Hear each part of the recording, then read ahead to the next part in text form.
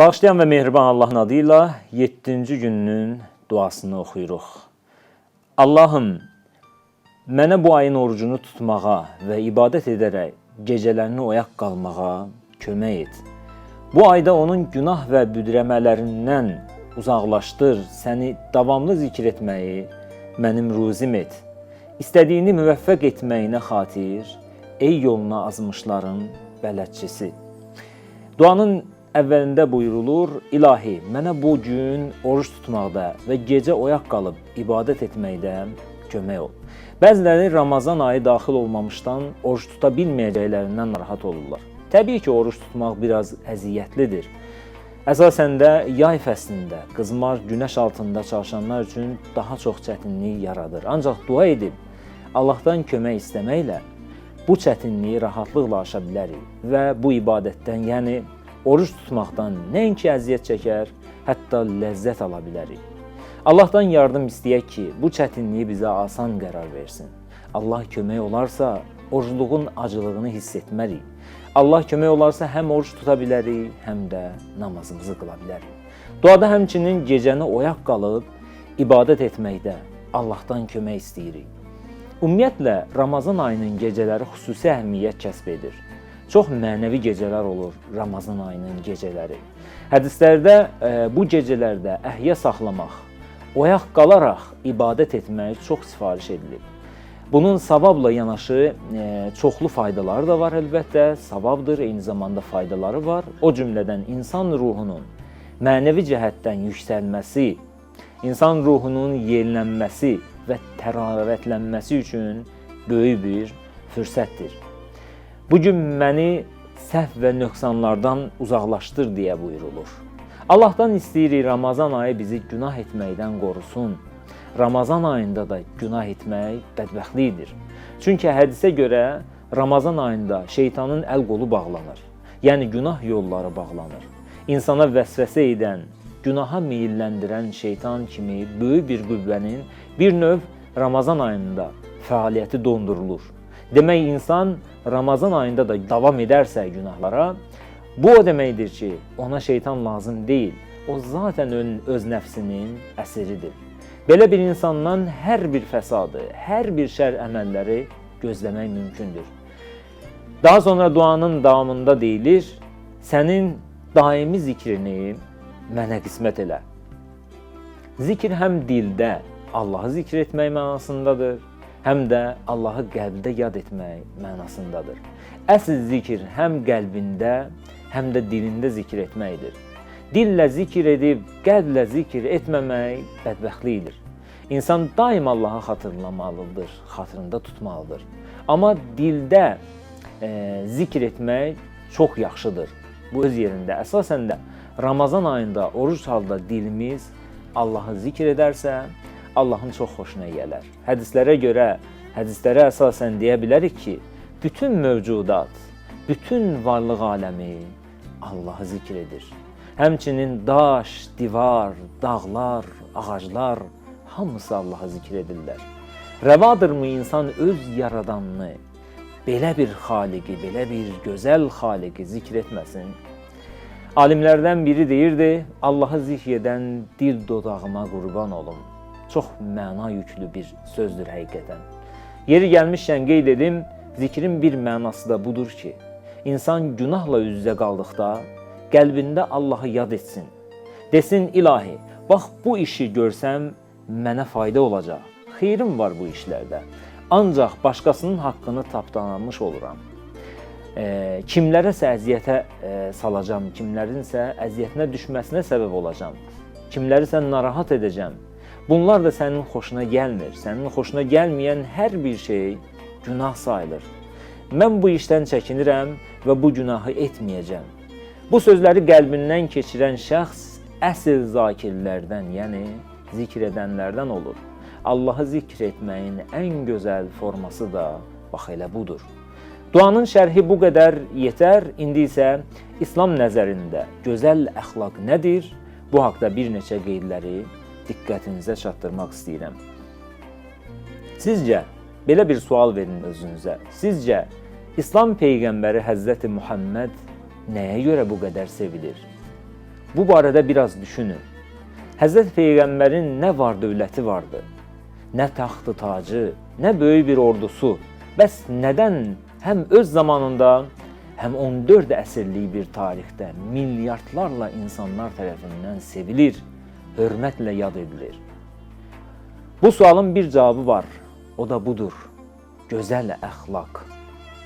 O böyük şəxsiyyət dəvətində və risalətində əldə etdiyi müvəffəqiyyətin başlıca səbəbi gözəl əxlaqı və insanlarla cazibəli, mehriban davranışı idi.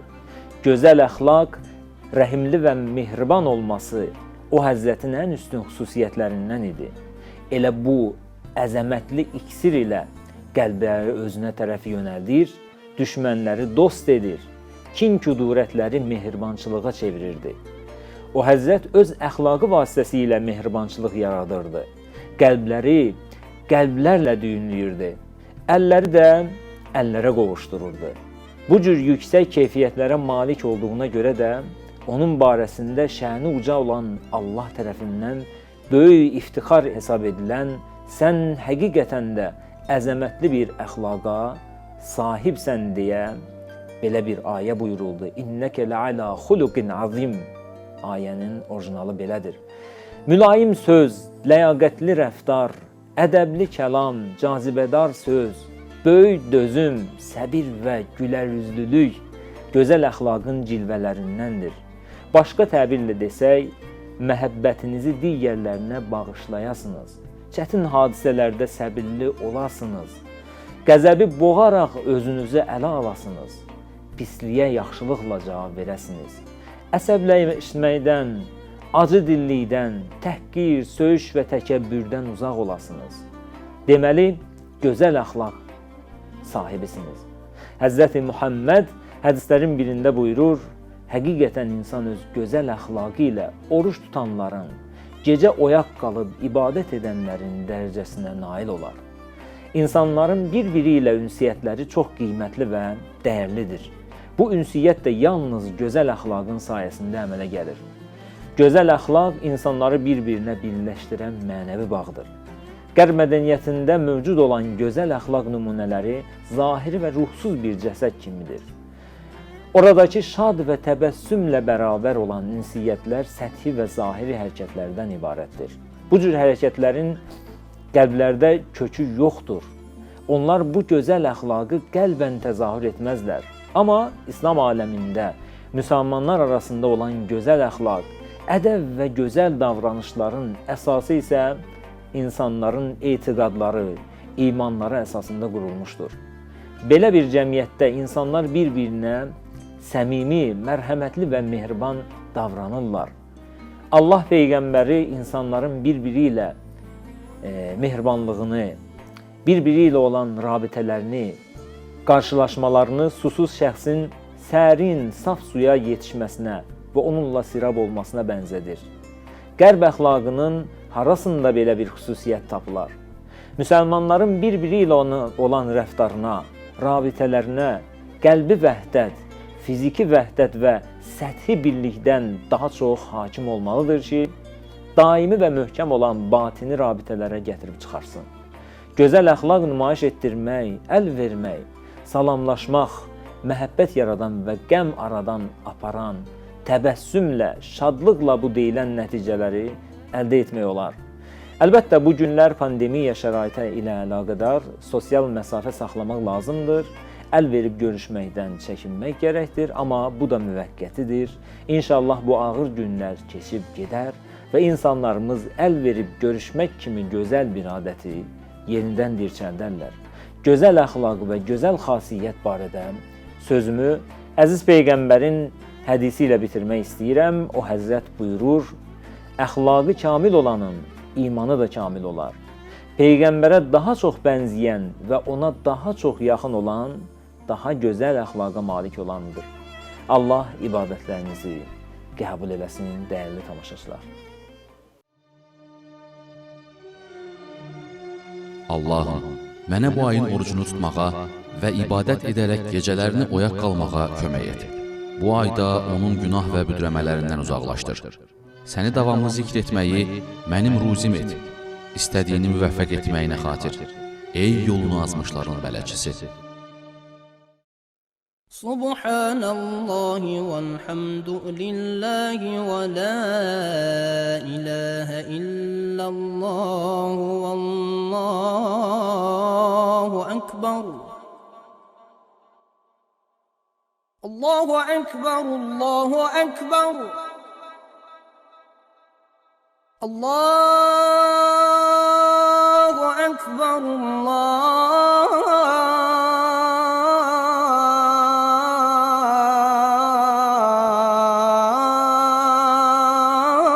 Allahu ekber.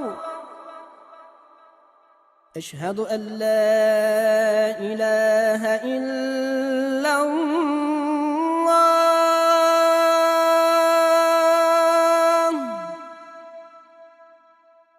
أشهد أن لا إله إلا الله.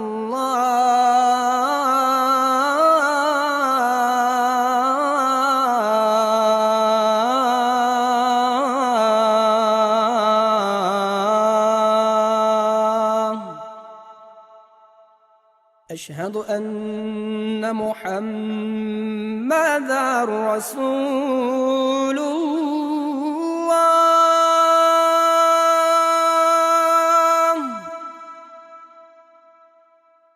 أشهد أن محمدًا رسول الله.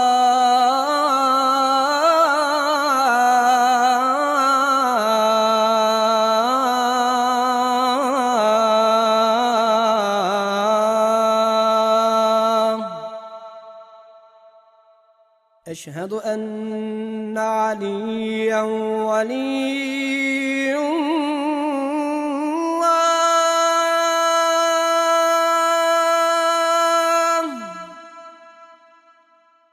أشهد أن عليًا حجة الله.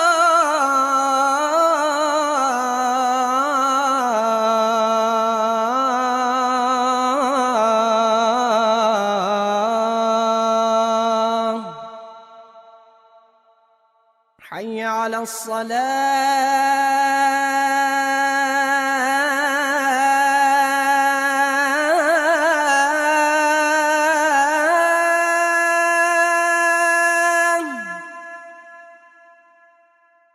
حي على الصلاة.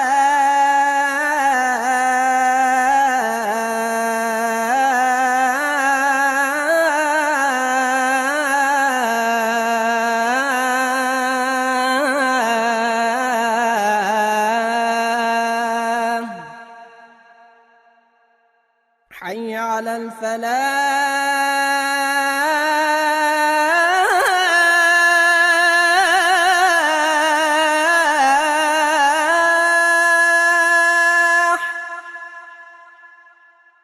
حي على الفلاح.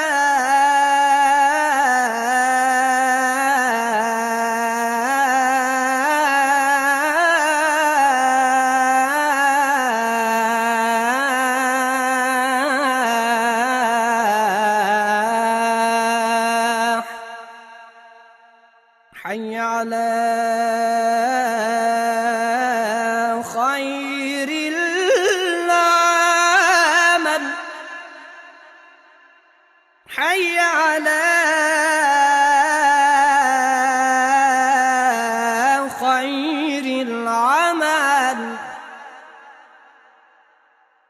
الله أكبر،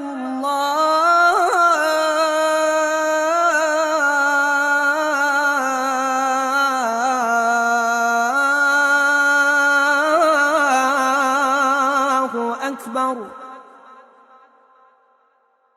لا إله إلا الله.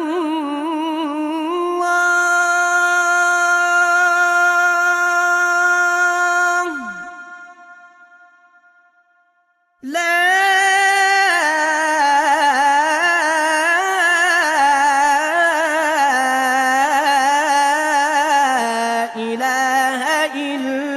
إلا الله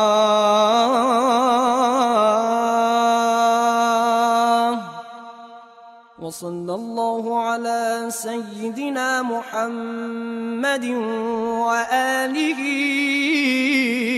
وسلم